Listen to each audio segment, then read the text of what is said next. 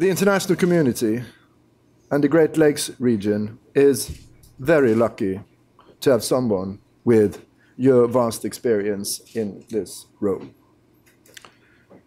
Having been on the job now for about 6 months, we look forward to hearing your perspective on where you are carrying out your work.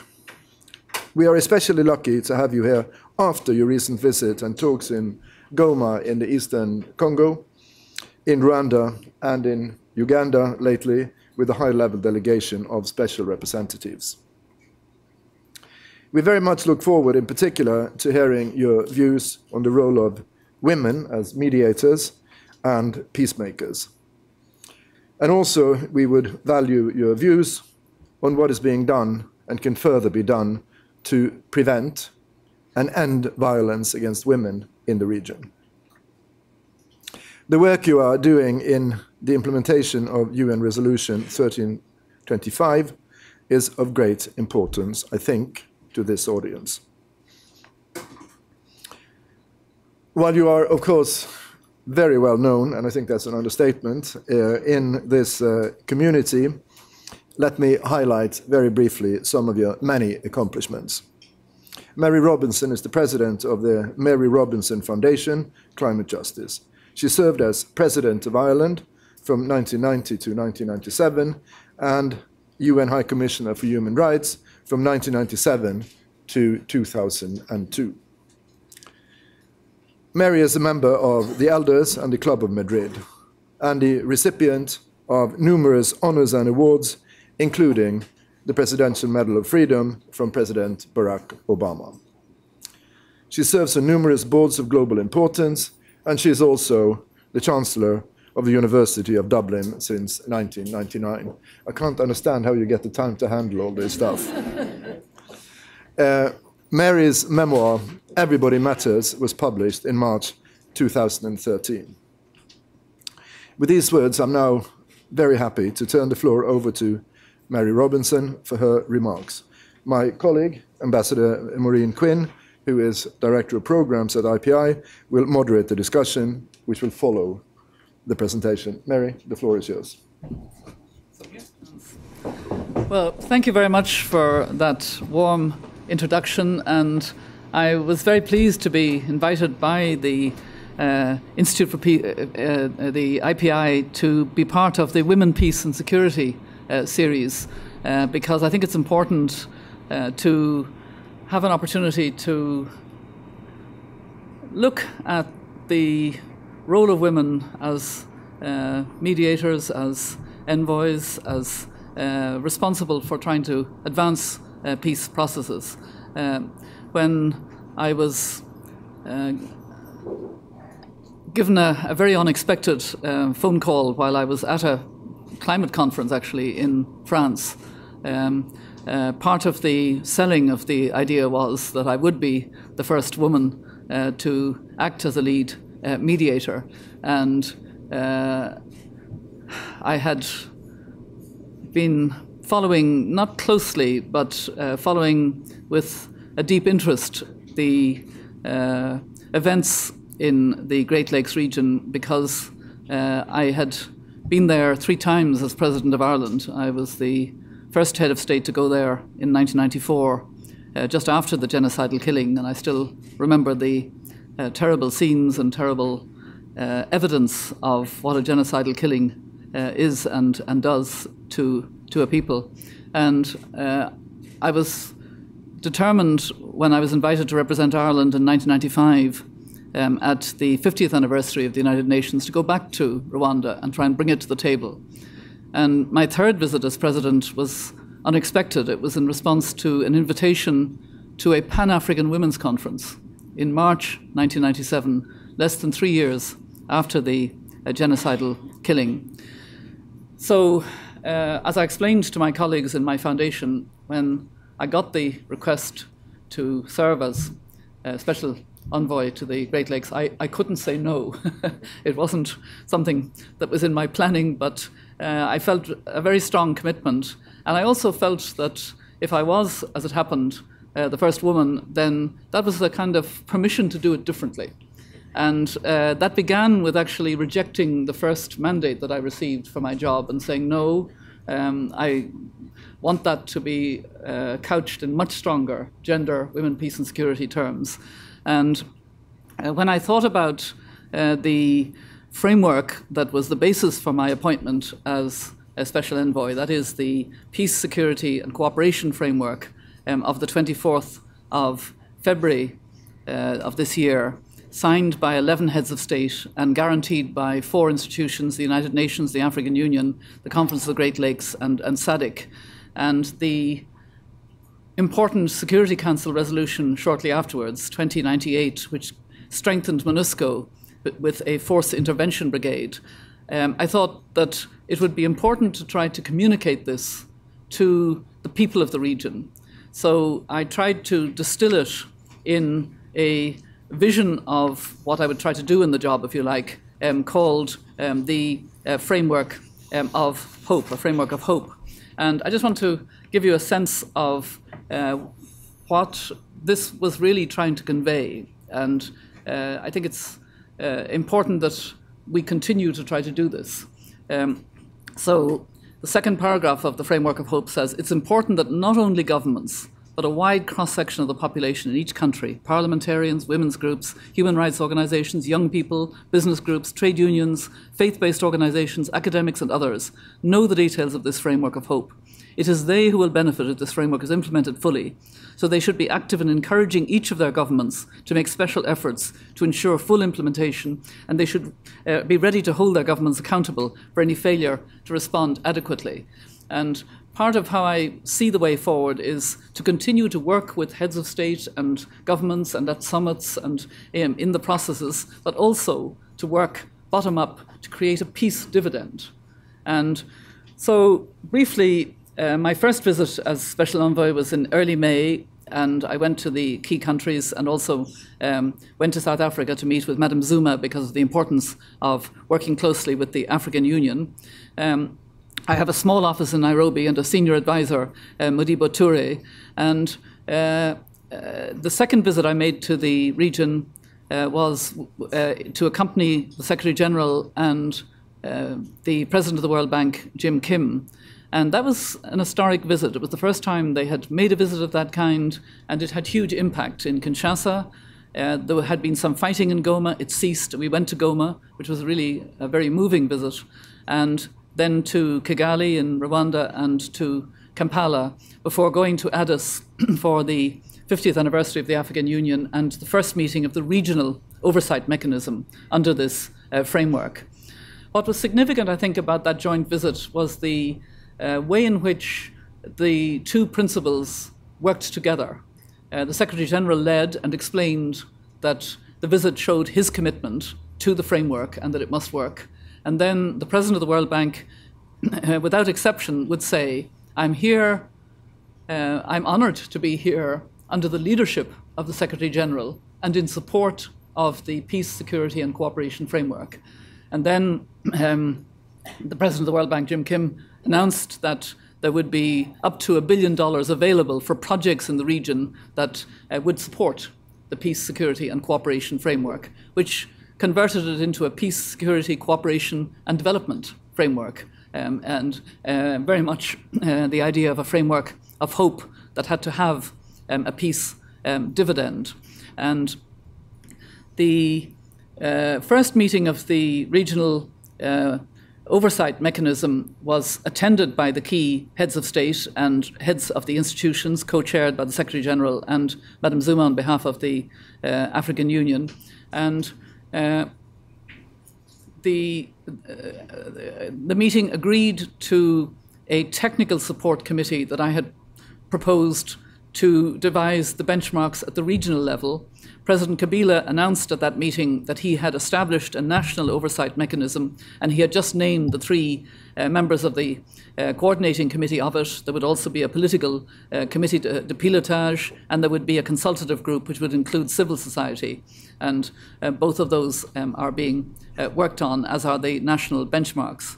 The technical support committee was agreed and began work immediately on the benchmarks at the regional level, where the members of the region had, under the framework, agreed to respect the sovereignty of neighbouring countries in terms of international affairs and territorial integrity, to neither tolerate nor provide assistance to armed groups, to strengthen the regional cooperation, including economic integration and judicial cooperation, and to neither harbour nor provide protection to any person accused of war crimes or crimes against humanity. I asked the 11 presidents. It turned out that 10 were in a position to respond. The Central African Republic, for understandable reasons, has not been participating. But the 10 presidents nominated somebody senior, close to them. Problem: they were all men. So this technical support committee is working well, but it's a problem. So I had already planned to have a meeting of women's groups, which we managed to organise from the 9th to the 11th of July in Bujumbura, working with Femme Africa Solidarité, whom I have a long relationship with, Binta Diop and her colleagues, and also working with the International Conference of the Great Lakes and its Women's Forum. And we brought together about 150 women from the region, more than 10 from each of the 4 key countries, Democratic Republic of Congo, Rwanda, Uganda, and Burundi itself, and some senior women from other African countries. The partner of President Hollande came and with a French minister and gave support, and some other people came to support the process. We had 2 agendas at that meeting. One was for women's groups to become knowledgeable about and support the framework of hope and be able to input into the processes of the framework of hope. So at that meeting, we arranged for not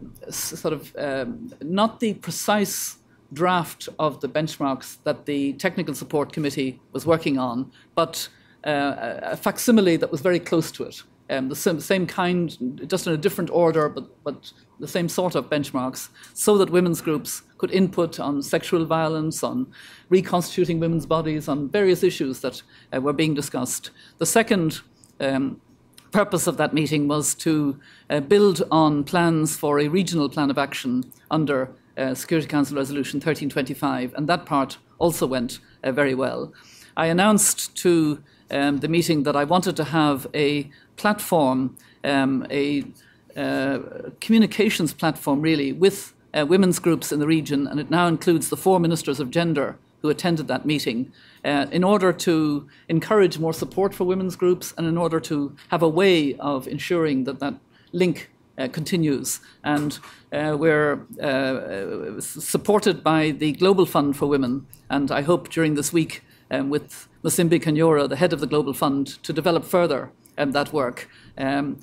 We've had a problem of a very small team trying to build ourselves up. I still don't have my gender advisor, though I have agreed the person, and I hope that the UN will exceptionally fast-track my gender advisor.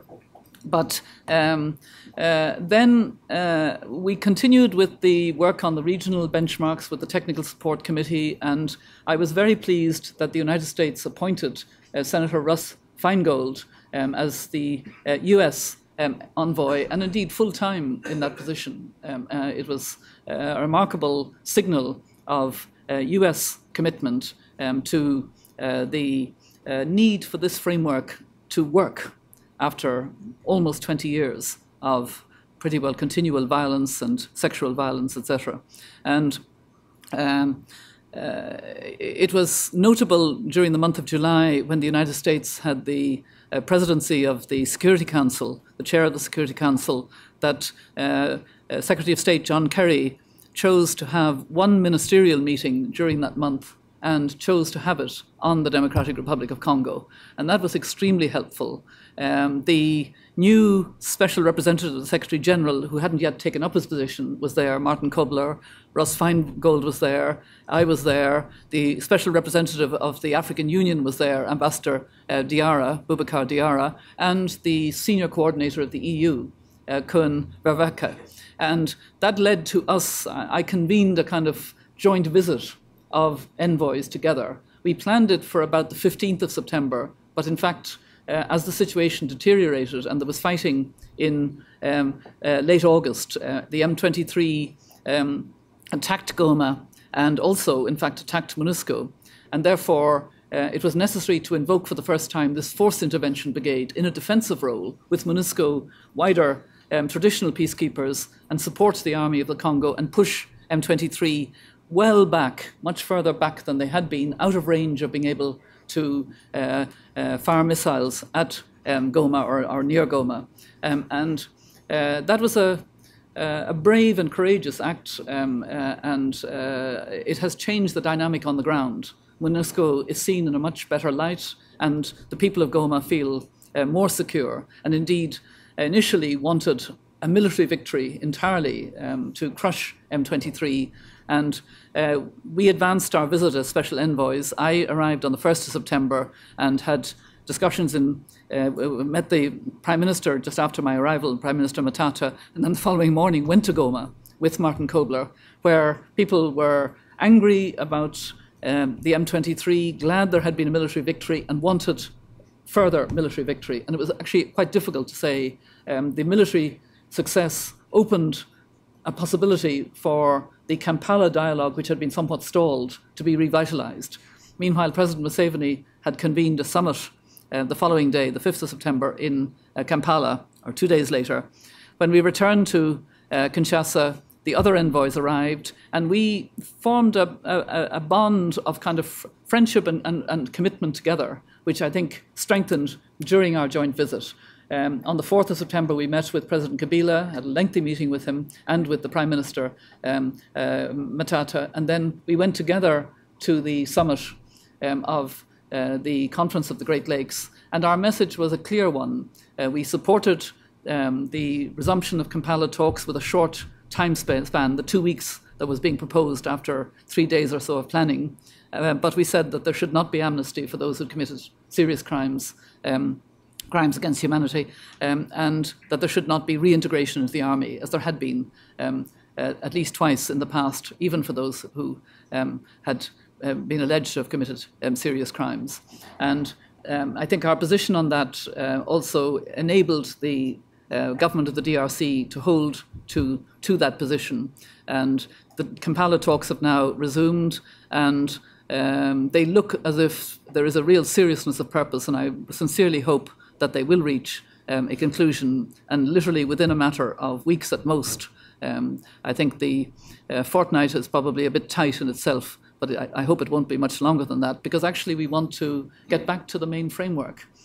After the summit in Kampala, the envoys went together, all 5 of us, to Goma directly. And we were determined to go and visibly be present with people in Goma. So we went to a camp of displaced people, one of the many camps around Goma. And we saw the registration of new arrivals from where the fighting had been when the attack was made on Goma.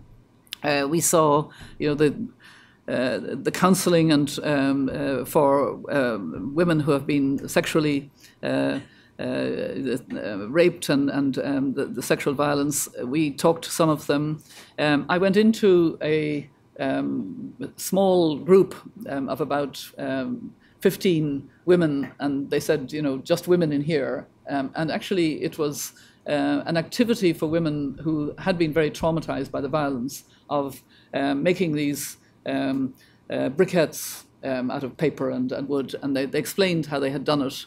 And it's just a memory that sticks in my mind as I speak, that they were sitting looking, quite down, and began to describe with my questions through translation. So my questions were translated and they responded. And I thought, I've got to do something here. And they asked me, would I try to get support for this project, because they were using the briquettes themselves, but they'd like to be able to sell them as well and make some income. And I said, well, on one condition, I will support you if, and that was translated, and they were, what's the condition? I said, if you sing for me. And the place transformed, and they sang and they got up, and and it was just, that kind of need to lift that is also a vital part of the way forward.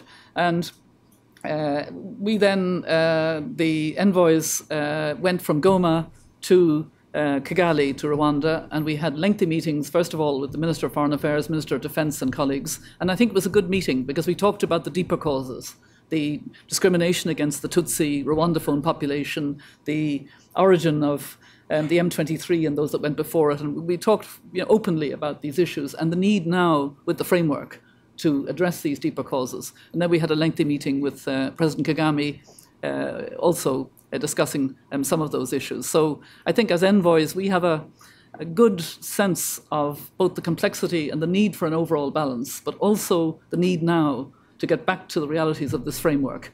We have to find a way, as the armed groups are being dealt with the new reinforced MONUSCO, FDLR and other groups, that we have to make sure that the humanitarian situation is safeguarded and the human rights standards are observed, but also that refugees can return, because there is this huge refugee issue, and we can't talk about it unless there is safe return. We've got to plan for really safe return. There's the conflict minerals issue that we've got to address together, and there's the development issue, not just top-down big hydro projects that are being planned as part of the up to $1 billion that the World Bank has promised, and the EU and the United States are potentially also supportive. But also, what about access to renewable energy for communities and families? And I'm trying to encourage country teams to address that.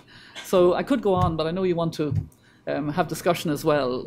I have a very small team and a very committed one. They work extraordinarily hard, and I think it's because we do see that this framework is potentially a game changer. It has the support of the leadership of the region. In fact, on Monday morning, when we have our next regional oversight mechanism, 2 other countries want to join, Kenya and Sudan, because they belong to the Great Lakes, and they want to be in on this regional pressure for the DRC to be rid of the armed groups, to have state authority asserted by the government of the country, and to move on to the potential for full development of this very rich country and indeed rich region that needs to benefit people. I haven't spoken particularly about the issues affecting women and the issues of sexual violence, because they are what drive me, and we can speak about them. But I was reminded again on that recent visit to Goma of just what a terrible existence it has been for women and their families for the last at least 17, 18 years, if not the full 20, and that it is not tolerable in the 21st century that this continues. So I'll stop at this point, and anybody who wants to ask questions, I'm in your hands. Okay, thank you. Great.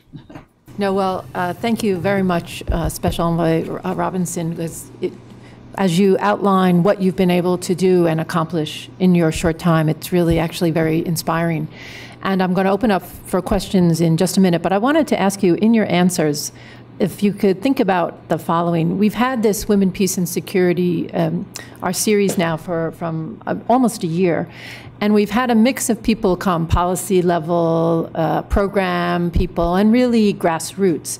And one of the things that I hope that you can, as you answer the question, is, so what can this community here, we have a mix of member state representatives, NGO academics, how can they help you and your team in your work on all the items, that, like you said, the central items of the framework, but in particular around the issues and the efforts like that you made with the women at the conference in Burundi? So that's what I would ask. So with that, I'm opening it up to the audience. As most of you are familiar with, we'll do a couple of rounds of questions. So I ask you just stand up, introduce yourself, give your question. We'll take about 3 questions. And we look forward to a full dialogue. And I know we have the microphones. So the floor is open for your questions. Okay, so we'll start with Marie. Thank you so much for your presentation. It's great to have you here. My name is Marie O'Reilly here at IPI. You've been consulting a lot with women on the ground and different civil society groups. I wonder if you could share a bit more about what they're saying. What are their priorities? What are they telling you? What do they need? And what do they need from the international community? Thank you. Do you want to take a couple of other questions? Yeah, I'd like to get, I encourage you. Okay, so we have another question there. Good afternoon. Thank you very much. My name is Harriet Olson, United Methodist Women. We have the United Methodist Church is a large faith organization in the DRC and Rwanda.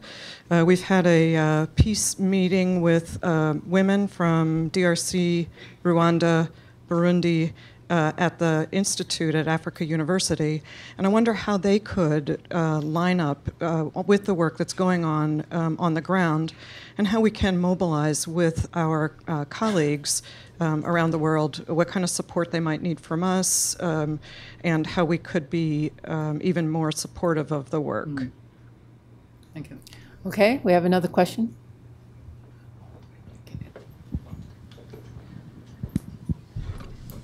Good afternoon, and thank you, Mrs. Robinson. Surush Roshan from International Health Awareness Network. We've had the pleasure of having you as our keynote speaker in 1999. So we follow you and we admire you for all the work you're doing. My question is the special need of women, the medical need of women as a result of rape and sexual assault. Has that been considered in your plan? Last year, Mrs. Abadi was in New York, and we had a gynecologist from Uganda talking about horrendous atrocities and the need for surgical repair of the women who are assaulted. Thank you. Okay, grand. Please. Well, thank you very much for the questions, and I am not only bearing in mind what you wanted me to think about, how can people, possibly help in various ways, but actually that's why I wanted to come here, because I think there is a need to try to see how we can work together, particularly in follow-up to that Burundi conference, because the reality is, with the pressures of the fighting, we had to sort of leave it for a bit. I want to come back to it, and I want to come back to it with renewed energy and renewed allies. So first of all, the question about the priorities for women, what do women say? I had a good opportunity in Burundi, because we were there for 3 days, to listen to women from different groups, and the priorities are very basic. They're everything. You have acute poverty, you don't have access to energy, you don't have, it's education of children, it's schools, everything. But there was a particular frustration in the women of the DRC. And in fact, so much so that I had to go and meet them separately at 8 in the morning together to really hear their deep frustrations. And that's when the stories of the constant fears, the armed groups, just roaming free, and what was the international community, what was MONUSCO going to do about it, and utter frustration to the point of women being very stressed trying to talk about it, because there was such pent-up anger and frustration, and so that was a good opportunity. And then, of course, in various meetings in Goma, I on my first meeting went back to Heal Africa, because I've been there a number of times in early May, and saw some of the sort of worst cases and talked about the situation. I also saw some incredibly stunted children because of the lack of normal health services for communities. It's not just the effect of violence, it's the effect of having about 40 armed groups roaming and preventing normal health and education and other services. So the issues are very real, and women do want to be involved. I mean, the women who came together in Burundi, they had already been working on their regional plan of action. They were very interested in the framework, and they got very interested in the idea of a peace dividend. How could it make a difference in their lives? And I didn't want to raise false expectations, because in fact it hasn't made a difference yet. It needs to make a difference, and that's a challenge, and it's something that I'm keen on. I'm interested to see what the United Nations country teams, the different countries, could do about access to affordable renewable energy, etc. I welcome very much the women from the faith-based organisation, because I think we're looking for allies, we're looking for possibilities, and you're on the ground, in a way that's really very important. I think it's going to be necessary to try to to work together as much as possible. I'm delighted that as 5 envoys, we really are working well together. And this means that the United States, with its capacity and outreach, the European Union with its capacity and outreach, the African Union, vital and very central to the thing, and the Special Envoy, the Special Representative Secretary General on the ground, that we're working together. I'd like to see the same kind of collaborative working on the issue of women, peace and security. And it was in the back of my mind in coming here, that if this could be the beginning of that kind of alliance, that would be really very helpful. I'm actually pleased that the special medical needs of women has been raised here, as it was raised very strongly in Bujumbura. And of course, Thelma Wari, who's a good friend, is somebody who's been championing this for a long time. It's what worried me about the all-male technical support committee and the benchmarks, and even at the national level in the benchmarking, as to how to ensure that these issues are very much in the front of the mind of how we need to move forward. It was very interesting. Actually, there was almost a funny story of the 4 ministers of gender being present in the meeting in Bujumbura. We welcomed the fact that all 4 of them had come, and they didn't know each other beforehand, because the minister from Kinshasa had been in office for quite some time. I'd already met her, a remarkably able woman, and the minister of Burundi had been there for, I think, 2 years. So they knew each other a little bit, and were well entrenched, in their job. The ministers from Rwanda and Uganda were very recent appointments. So as yet they didn't know each other, all 4. And I accidentally brought them together because when I proposed a platform of communication at the beginning, they were all naturally a little bit suspicious. What's the Special Envoy proposing here? So they got together and they talked among themselves. So it actually contributed to a bonding between them. And that's important. So the 4 ministers of gender of the 4 countries are actually very aligned with the work we want to do. And I think that's important, to try to support them, because they're not always the strongest ministers. And I think if we can continue this work aligned to the 4 ministers of gender, that gives us both government and wider civil society, women's groups, and opportunity to influence and be supportive. So thank you very much. Yes, we'll take another round of questions. And I know I saw this on over here on the side. We'll come to the center, and I'm sure there'll be another one. Lucy Webster from the Center for War Peace Studies, which is informally related to the World Federalist Movement. I'm also on the board of Economists for Peace and Security, and we've always been very interested in peace dividend concepts. Do you think there's any possibility of getting networks of women more or less worldwide, I mean, not just in the area that you're working in, to collaborate on addressing the challenge of creating a peace dividend for those people? Okay. Yes, in the middle here, please. Thank you. Jean-Marie Guéhenno, Columbia University. Hi.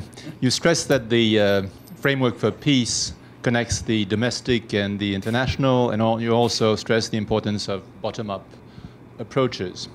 Now, there's no French for bottom-up. Can you help me? We don't do bottom-up.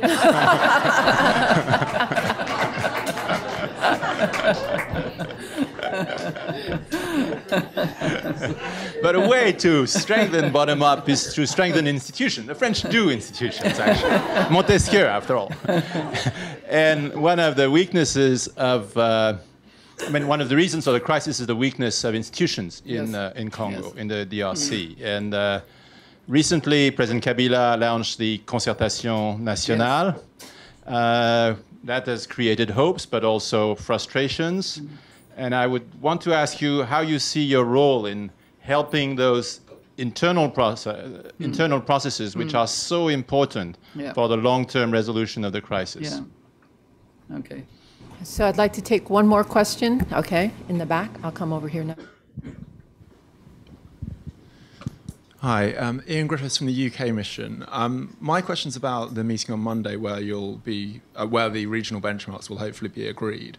I wondered Sorry, can you just speak up a little? Sorry, Okay. I was asking about the regional benchmarks which will be agreed on Monday, hopefully. How do you see both people in the country, women's groups and so on, yourself, and also the Security Council and the wider international community, holding all those in the region accountable to delivering against those benchmarks? Okay. Go ahead. Thank you. First of all, on the idea of whether it might be possible to have wider networks of support, whether women's support for a peace dividend for women in the region, I'm just very open to any ideas there. The need is huge, and it does seem to me that it will make a difference if there is a real sense that something is happening. It can be in the area of health, it can be in the area of access to energy, it can be in the area, there's just that real sense. And actually, because women have been coming together under 1325 and now also the framework, and we were together in Bujumbura, I actually think that if women in Rwanda knew that women in the DRC were benefiting as well as them, they would actually welcome this.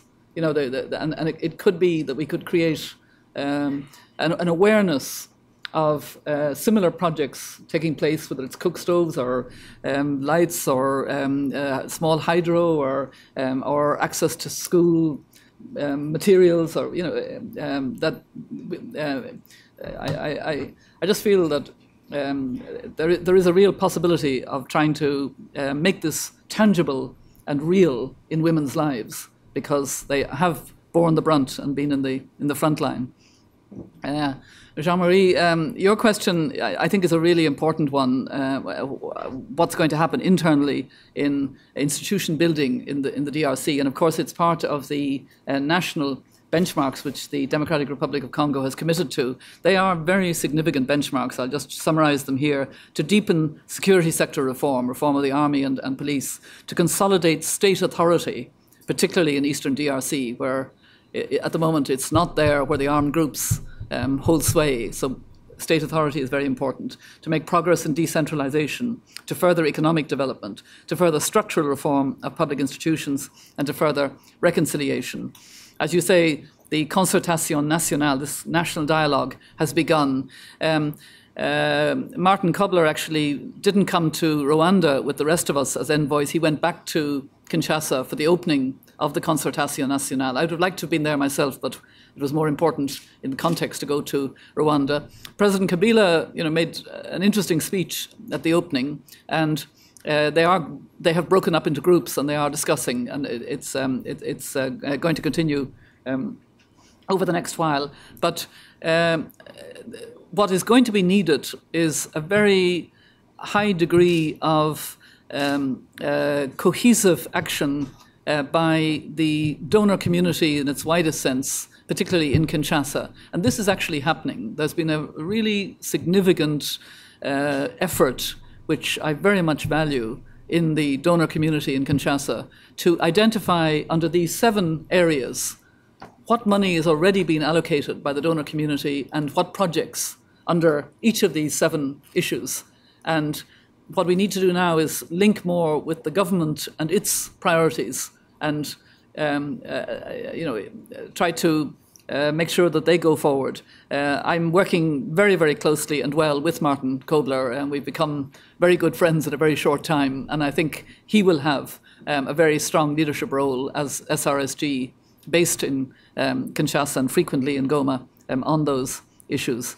On the question about the regional benchmarks, obviously it will be important on Monday at the second meeting of the regional oversight mechanism that these benchmarks are adopted by the heads of state, having been worked on by their representatives in the technical support committee.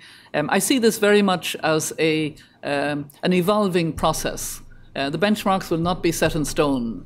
They will be the first cut of benchmarks under the framework, and I would hope that when we look again in January at the third meeting of the Regional Oversight Mechanism at the Summit of the African Union in Addis, that lessons will be learned. The Technical Support Committee will continue to bring this process forward, and we will have a sense of where there are weaknesses, where maybe there are gaps, where there's a need to try to strengthen the benchmarks. But the Technical Support Committee will certainly play a role in following closely the way in which the benchmarks are being implemented. And that too will be reported in January to the next meeting of the Regional Oversight Mechanism.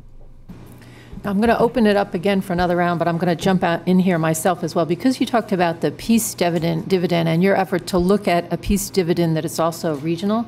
So if you could talk a little bit of how you see, and particularly in this area, this aspect of it, the grassroots, connecting to the grassroots so they can see the benefits of the regional organizations, such as, the conference, the International Conference on the Great Lakes region, the African Union, or other sub-regional, I think you mentioned SADC as well. So I know I saw a question over here and a question back there, so we'll start here. Thank you. Rhonda Haubin, and I'm an online columnist for Taz.de, which is Die Tageszeitung, and I'm also co-author of a book about the internet and its development, about netizens. And my question is twofold. One is, I wondered in what basis that $1 billion will be made available. Is that loans? Is it grants? What kinds of conditions will be on that? And then secondly, and I think more importantly, what is the possibilities of increased communication among the people at the grassroots level? And are there cell phones? Are there internet possibilities? I know in Rwanda there's some project, but I think it's top down. I'm not sure its nature. So I'm wondering how much you're looking at communication as a critical aspect of fulfilling the kinds of goals you have. Yeah, thank you. So we'll go into the middle here. Thanks. Yes, thank you so much. Dawn Digrius from the International Health Awareness Network and also Stevens Institute of Technology. As an historian at a predominantly science and technology-oriented university, I share with my students the impact that the past has on both the present and where it may go in the future. What advice do you have for someone like myself, an historian who can encourage or provide some insight for future scientists, engineers, policymakers in dealing with this issue of peace, particularly in places where there has not been peace for quite a while? Thank you. Okay, so we'll go to Kate here in the front. Thank you very much. I'm Kate Hunt from CARE International, and I'm holding here a statement that 17 NGOs, many of them operational in the field, have, I believe, delivered to your office by now today concerning their the priorities they see for your coming meeting on the benchmarks. And I'm happy to say the 4 key points seem to be reflected in what you have been discussing. So I don't know if that was something you received early this morning, or it sounds like it was already very much in progress. But I think the theme that keeps coming out, which obviously ties to women profoundly, is the structuring of a systematic approach to engaging people from the most remote areas, from what is called broadly civil society. So it is actually really structured in the analysis of what's needed in meeting these benchmarks, the oversight of achieving them, and then finally, just trying to determine how the whole process moves forward. It's wonderful to have that meeting with the women in Bujumbura, but for a longer term and more structured approach, would be keen to hear what's possible. Thanks. Okay. Grand. Just on your talking about some of the regional organizations, I should perhaps have mentioned 2 forthcoming opportunities at a top-down level. It was decided to have a summit of the International Conference of the Great Lakes and SADC on the 19th of October, and it will be held in the DRC in Kinshasa. And we will be there, and I think all of the special envoys will be there, and we'll be, using that as a further opportunity, because the regional oversight mechanism meetings are necessarily very short. they take place during a very crowded agenda, whether it's UN General Assembly or African Union Summit. So we need these opportunities for heads of state to talk about it and for us to interact with them on the benchmarks, for example, in a more informal way. And then there will also be a meeting of the International Contact Group in Washington on the, I think it's 15th and 16th of October, which will be also a very helpful opportunity with the donor community. But coming to the questions, questions about the spending of the $1 billion, of course, within about a quarter of an hour after Jim Kim had spoken about it, it was spent in people's minds, you know. But actually, there was a meeting in Addis, which was convened by Madam Zuma of the African Union, my office as Special Envoy, and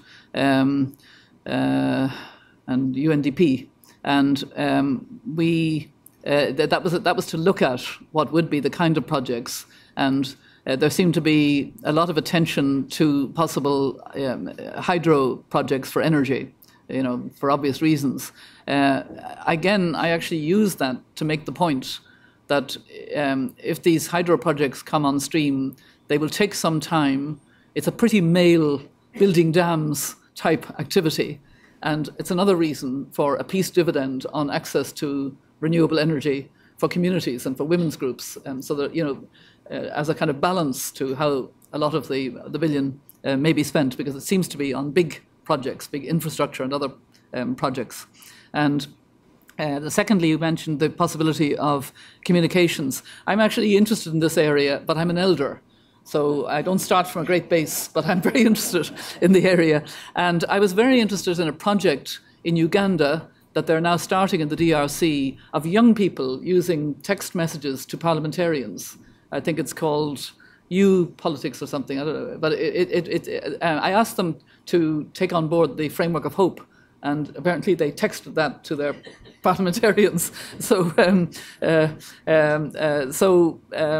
know, these SMS messages can be really useful. I think a lot can be done, and we are working with at least one group that is looking at the possibility of using internet communications, both to protect, to be a way of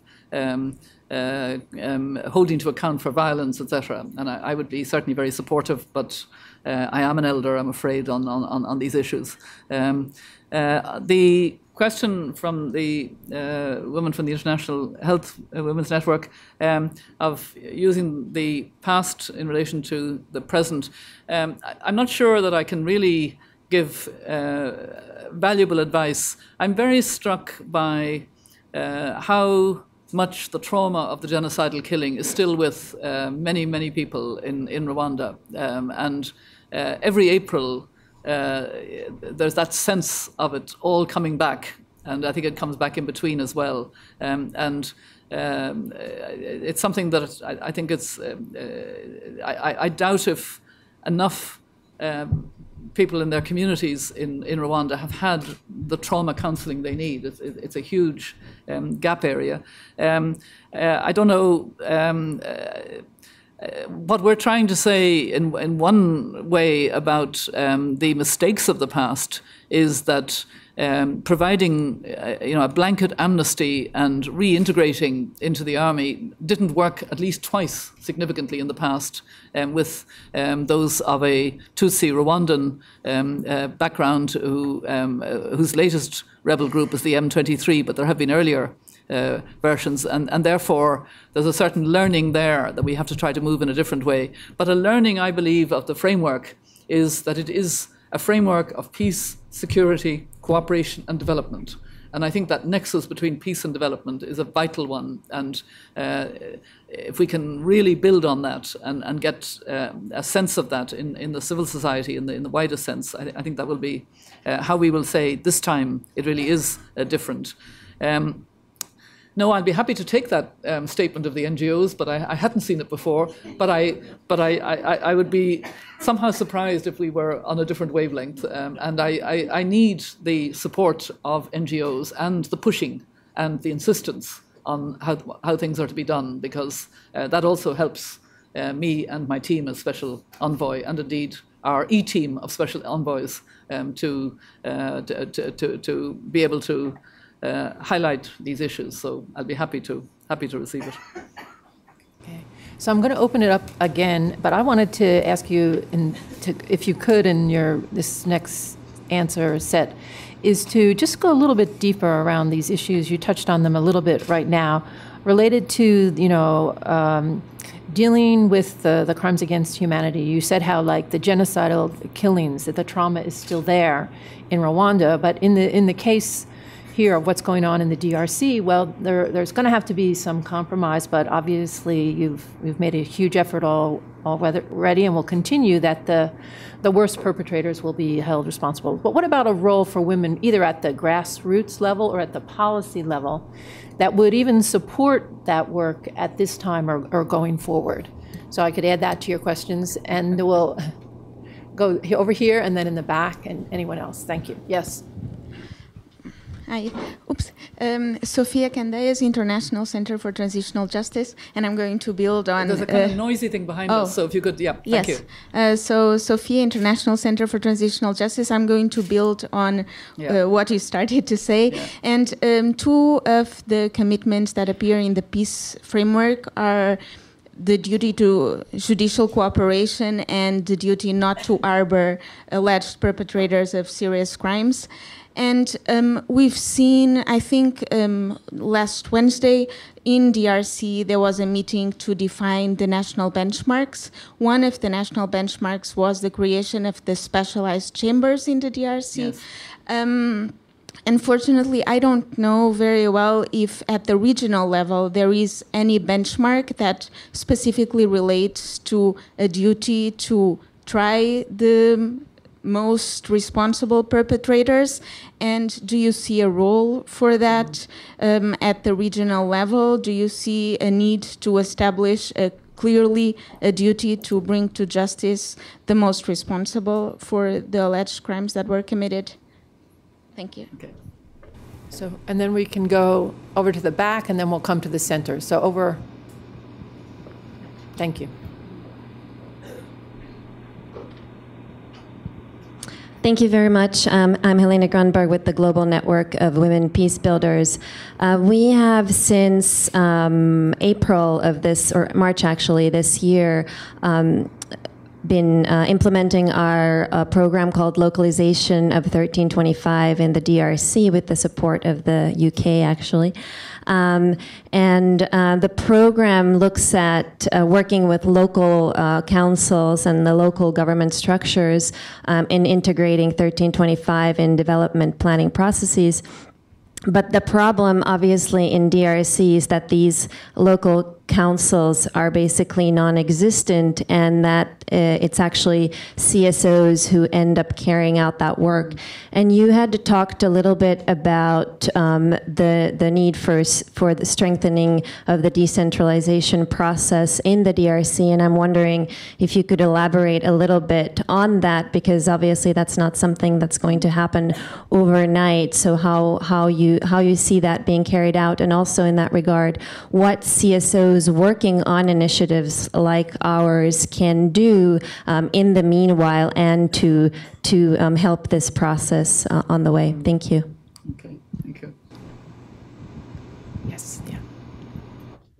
Hi, Diana with the Romania's Permanent Mission to the UN. My question would be, considering that women are mostly victims in these areas and also bystanders, how can we actually empower them to be active agents of change and play a more important role in building their society? And also, what is the male mindset regarding this issue? Thank you.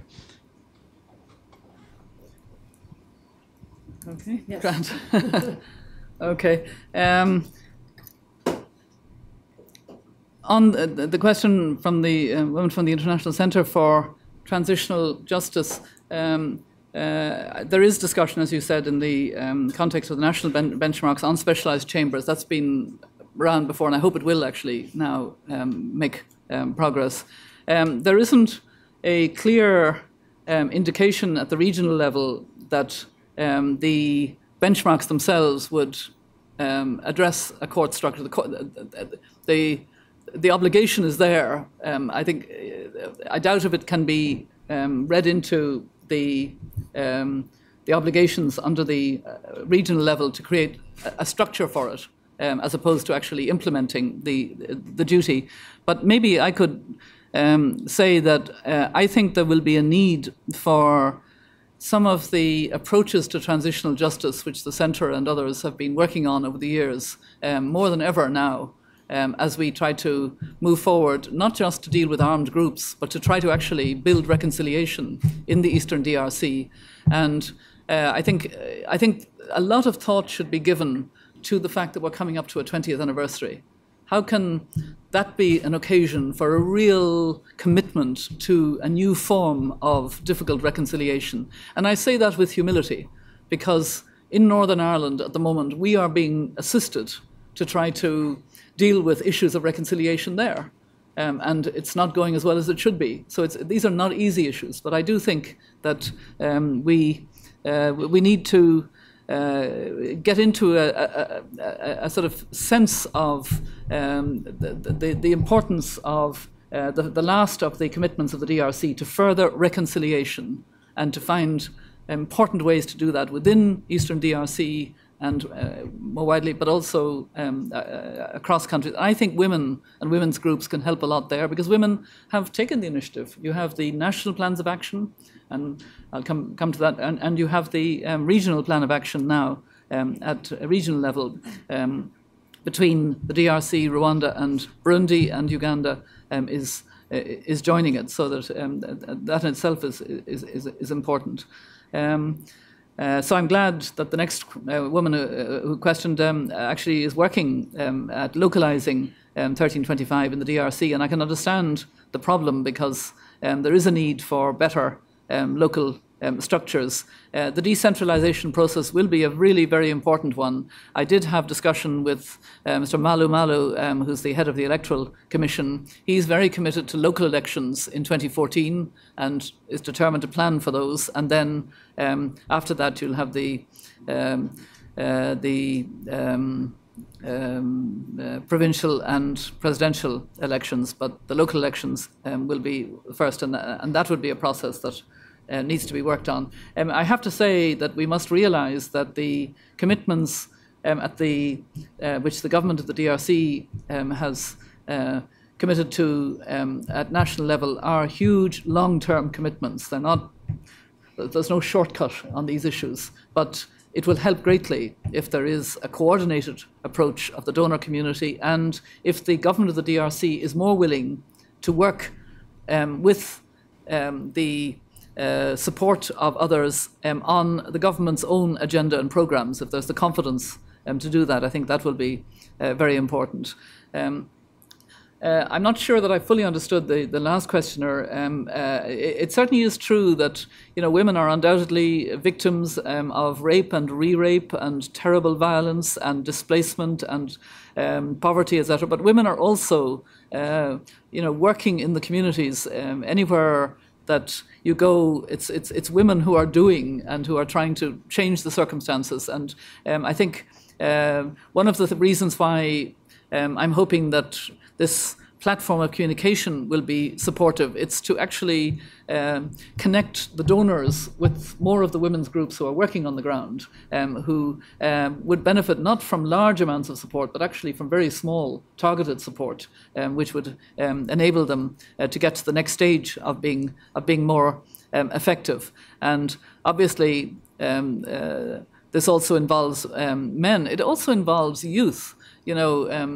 The figures for each of these countries of the youth of the population are enormous. I mean, my understanding is that 50% of the population of the DRC is under 19. That's a very big factor to be taken into account, given the instability that there has been, and in particular in Eastern DRC, which is a very heavily populated area. So we need to work at all these levels. And my main remit is more to ensure that the framework works at a regional level and to give leadership on the national level, because both must go together.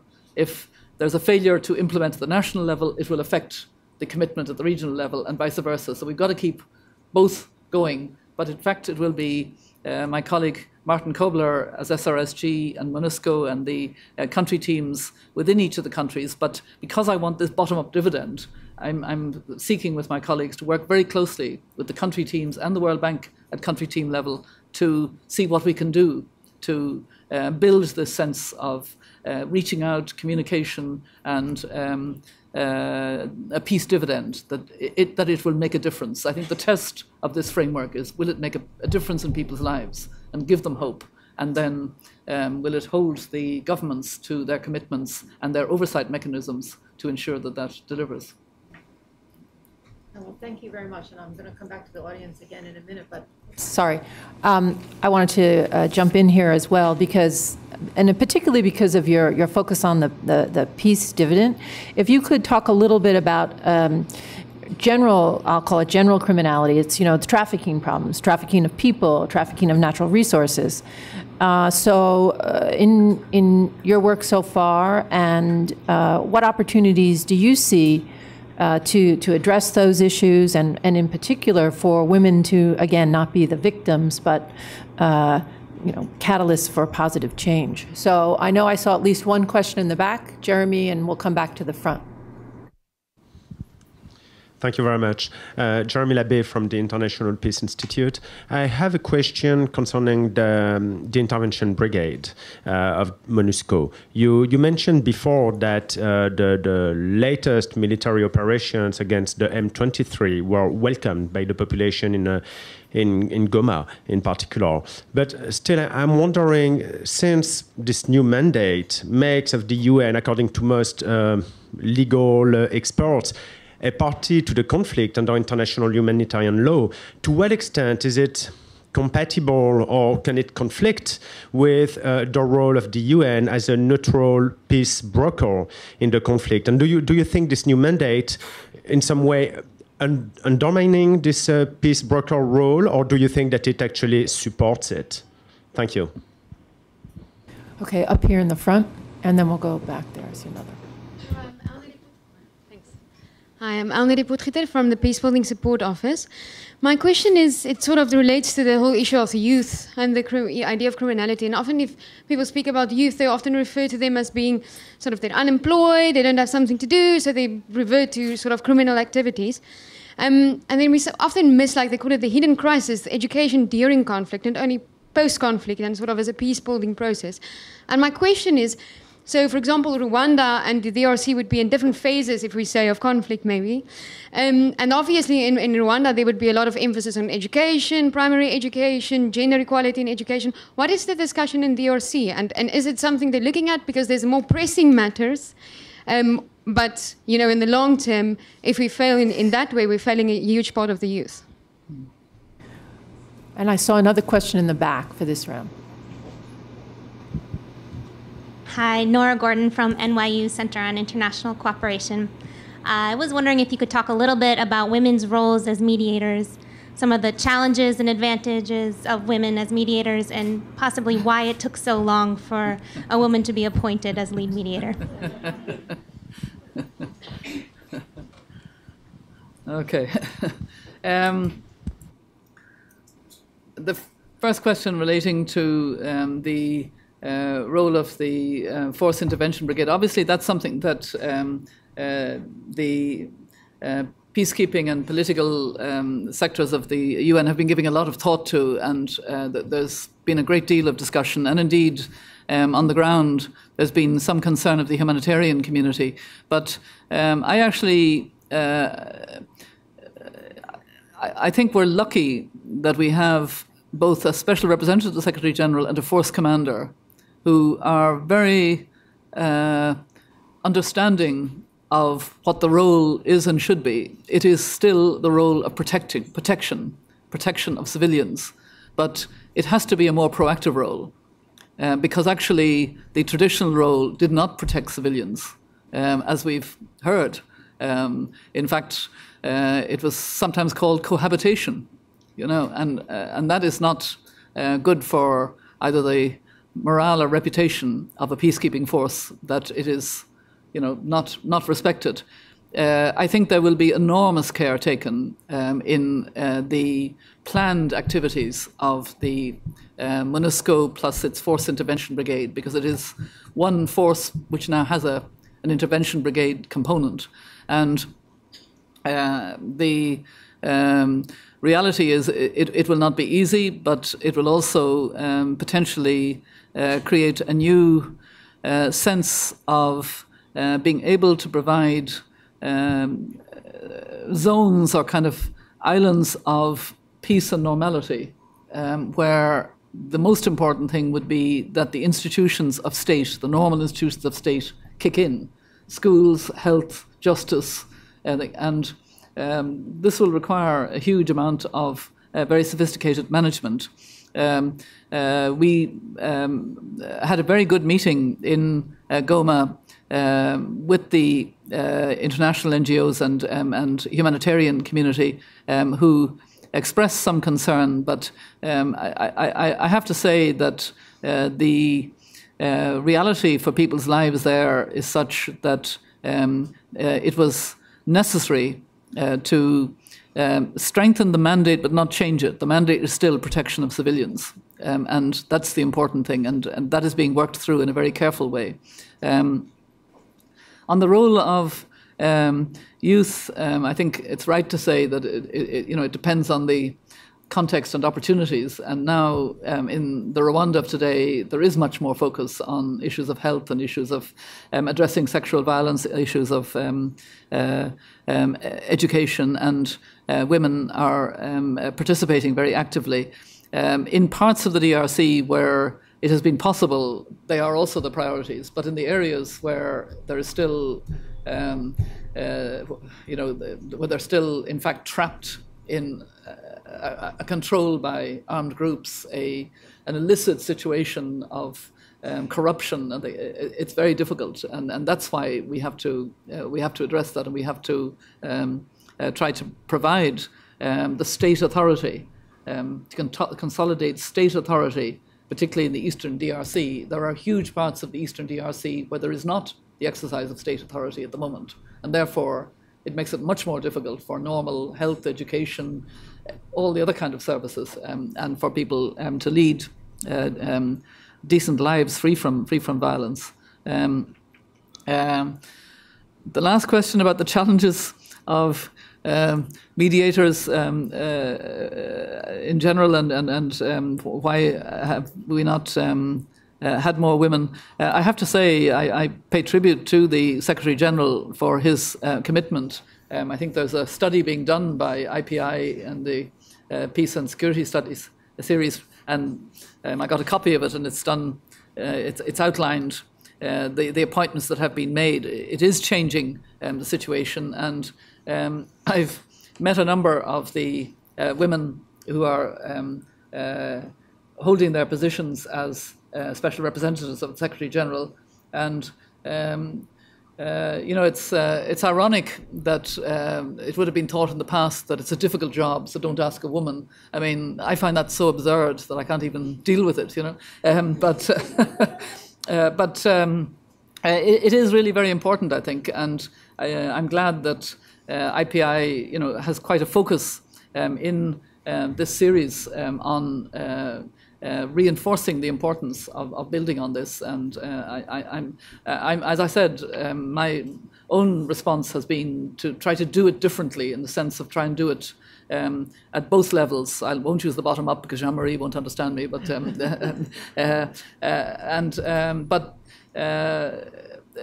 at times I think it's a tough job, because you have to say tough things to leaders of government. You have to speak truth to power. You have to say it.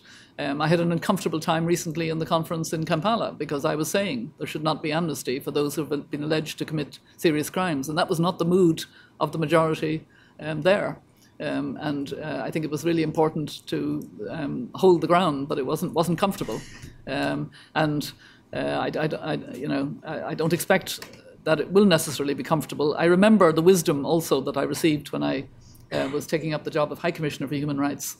A poet friend of mine, Yvonne Boland, who's professor of poetry in Stanford University, she said to me, "Well, Mary, if you become too popular in that job, you're not doing a good job. So I think it's the same with the, Special Envoy. If you become too popular with the wrong people, you're not doing a good job. And you probably also won't be terribly popular with people if they don't feel this peace dividend, if it doesn't make a difference in their lives.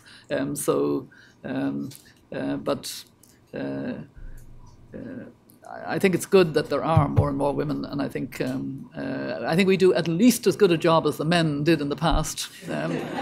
Who wants to argue with that?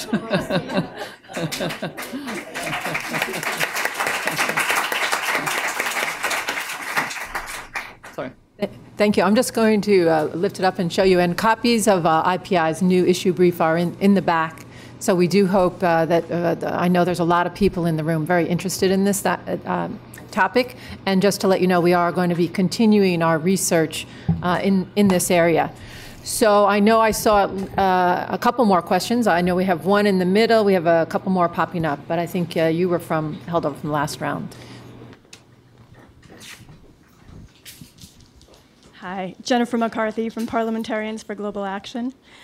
PGA is a network of members of parliament around the world committed to human rights, gender equality, peace, and we have a quite large membership in the DRC and Kenya, Uganda, Central African Republic.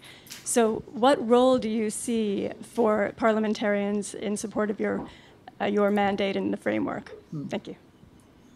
I think over here, I know we had, I think, at least one, maybe two questions. Hi, my name is Rosalie Nézien, and I work for the American Jewish World Service. And I'm happy to say that I know women in North Kivu who are very happy about the work that you're doing, so you're very popular with them. So I have to say that. So I wonder whether you have, in the course of your work, put into place a feedback loop mechanism that can enable the grassroots women who are not able to access the gender ministry in Kinshasa or go to Bujumbura to attend meeting, to be able to stay in touch with you and really share their priority and their concern with you on a regular basis. Thank you. And right there, thank you. Hello, I'm Jeanette Olson from UNICEF. Thank you so much for your presentation. It's great to hear what you're doing for peace and for women specifically in the region. My question is with regards to gender mainstreaming versus targeted efforts. You mentioned that it was a challenge to ensure that the needs of women were included in the regional benchmarking, since the whole board or the members were only men. So I wondered, of course, we should always strive for gender balance, but if we see women's rights as human rights and children's rights as human rights, then it shouldn't take a woman to represent women's rights or a child to be on the board to represent children's rights for that sake. And along the same lines, I thought it was great to hear how you're coordinating the gender ministries. I'm sure they're not the hardest ones to convince in this respect, so I wonder how you work with the others as well. Thank you. Go ahead. Okay. Yeah. Okay. I'll respond first to Jennifer's question because we worked together.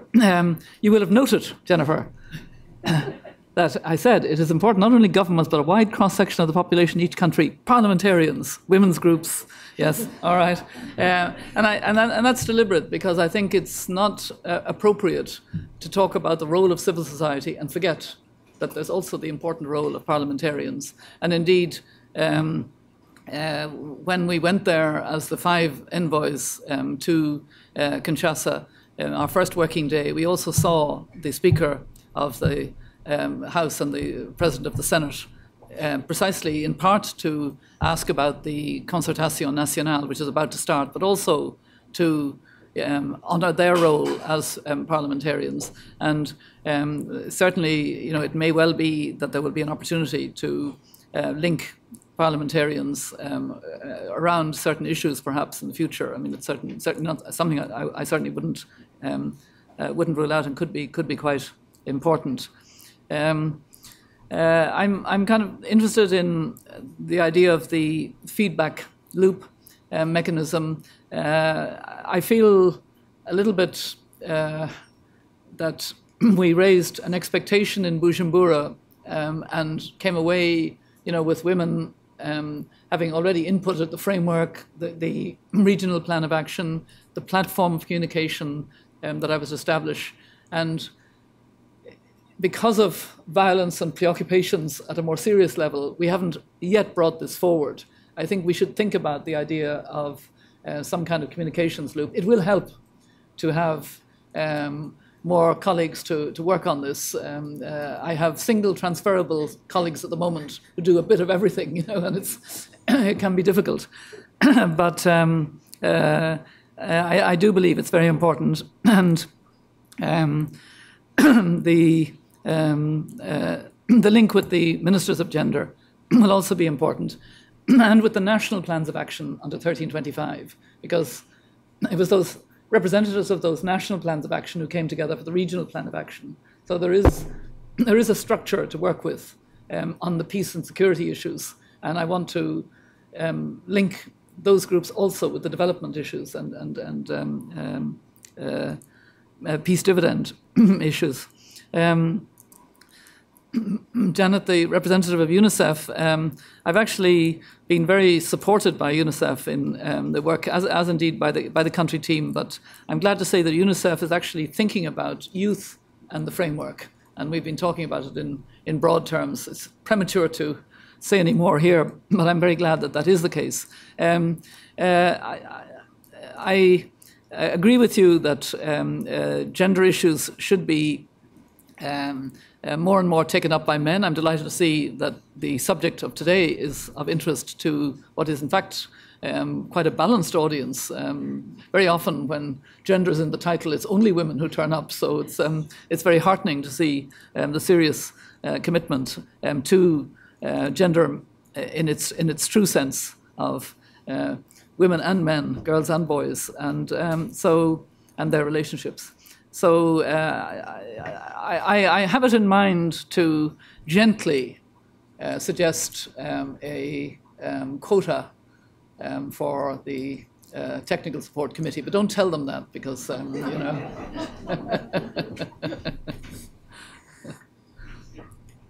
going to say that this is our last round of questions. I need my human rights protected.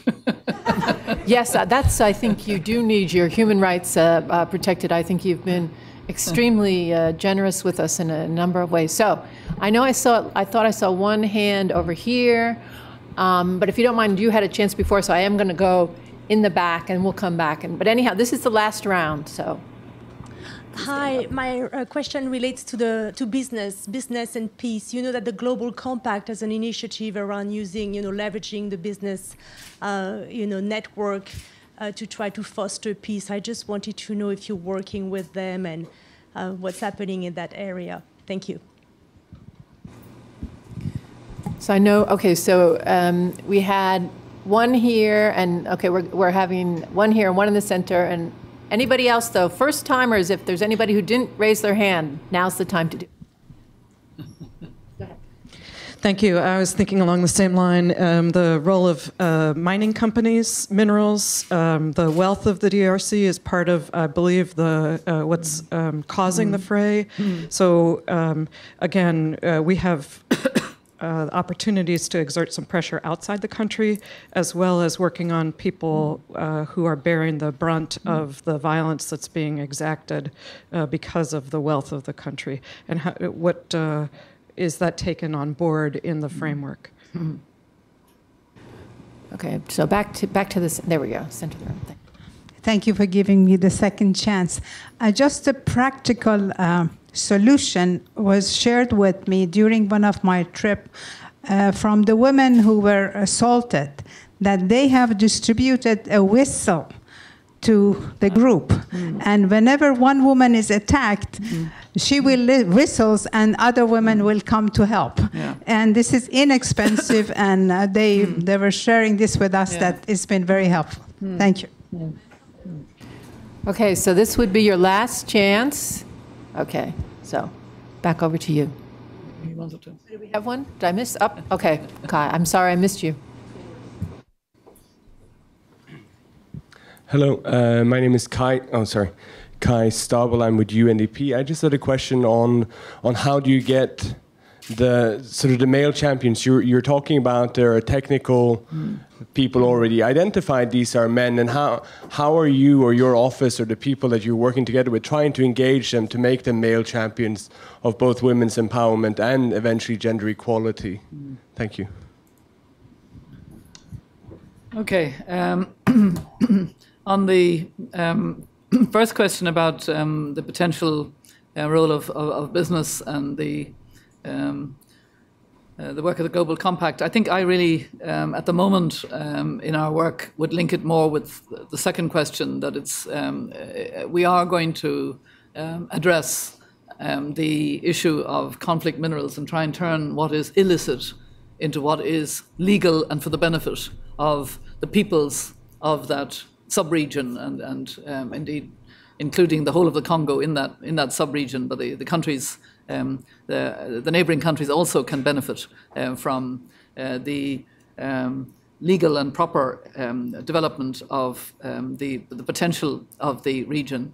When I say we here, I'm glad to say that we are talking about it in the E-team of envoys, because it seems to me important that we look at a lot of work that has already been done in this area, and instead of going at it in part or partially, that we actually try to bring it all together in a more comprehensive way and really try to deal with it. And that will take a little time, but it's actively on our agenda. The story of the whistle really just reminds me, and it gives me a certain pleasure to recall it, the sheer resilience of women in very difficult circumstances. We met that again in the camp for displaced, the resilience, the determination, and that's why I think, yes, women are victims, but they're also very proactive as wanting to change their circumstances, and they are good at grouping and organizing to try and change their circumstances. What we need to do is to provide more of the supports, because it is difficult when everything is undermined by violence, basically, when it's very hard to plan ahead because you're not secure, you don't have, there is no authority of the state, as there will have to be in every part of the Democratic Republic of Congo, and specifically of Eastern Congo. And yes, I mean, I think it's very desirable to have male champions of gender. I find it extraordinarily inspirational myself. One of my favourite male champions I see quite a bit of, Archbishop Desmond Tutu, and it does make a huge difference when he goes into somewhere as a man and can talk like that and think. And maybe I can also end with a piece of advice that I kind of took from him and acknowledged that it's his saying, because when I talk about the framework of hope, some people sort of say, how can you be so optimistic? And I always say, no, I'm not optimistic. I want to borrow what Desmond Tutu says. I'm a prisoner of hope, hence the framework of hope.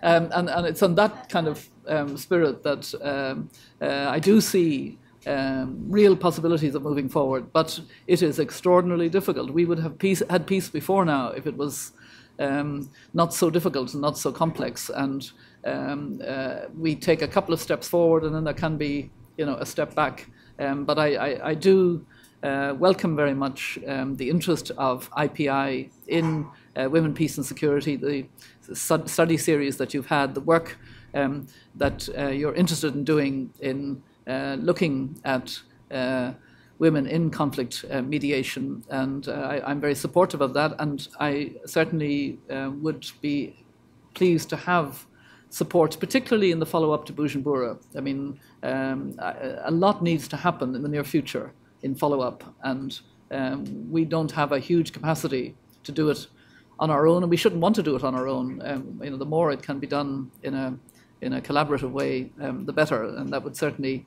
be very welcome. And meanwhile, I think that, or those of you who have seen the framework of hope will know that I, not for the first time by any means, I borrowed the words of Seamus Heaney, who was a good friend, and I wanted to quote quite a long extract from his beautiful poem, The Cure at Troy. History says, don't hope on this side of the grave, but then once in a lifetime the longed-for tidal wave of justice can rise up, and hope and history rhyme. And I quoted right down to the end of the passage. And then I remembered, of course, that as Special Envoy, two of the countries, vital countries, the DRC and Burundi, are French-speaking, and I'd have to get this translated to French. So I rang the Heaney home, and Seamus's wife, Mary, answered, and I said, I'm just checking, is there a French translation? I was kind of assuming there was, because a lot of Seamus's work has been translated to many, many languages. And I heard her say to Seamus, the piece, Cure at Troy, has that been translated into French?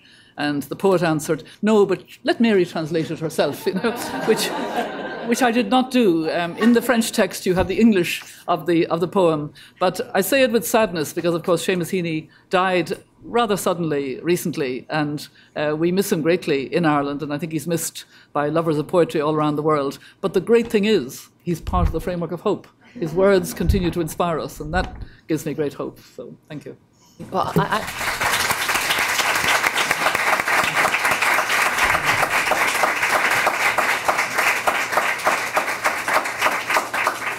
Well, just on behalf of IPI, and I think everyone in the room, I really want to thank you very much for spending so much time with us, for having such an engaging conversation. And I really do look forward to the IPI's continuing work on this and hopefully being supportive of what you're doing and the broader effort on supporting and being allies with women as mediators and peacemakers. And I'm sure that our participants today in their own roles, I hope you've heard those voices as well to support you in your work. So thank you, and particularly as well for the poem at the end there. Very inspiring. Thank you very much. Thank you. Okay.